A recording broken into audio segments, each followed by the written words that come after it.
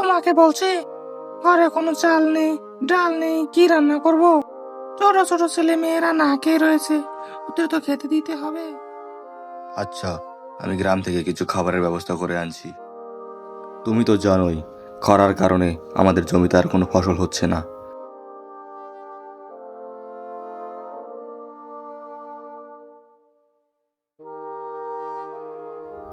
এবার মনে হয় এ জমিতে আর ফসল হবে না।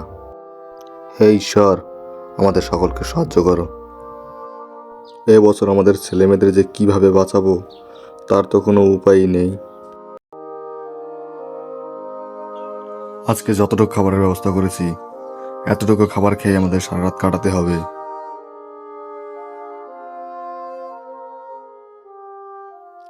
আজকে জমিতে অনেক সময় কাজ করতে হবে।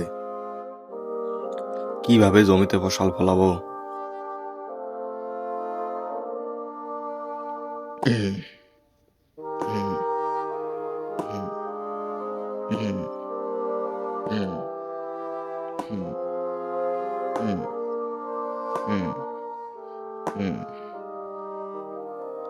যাক, ঈশ্বরের কৃপায় আমার ধানগুলো খুব ভালোই হলো।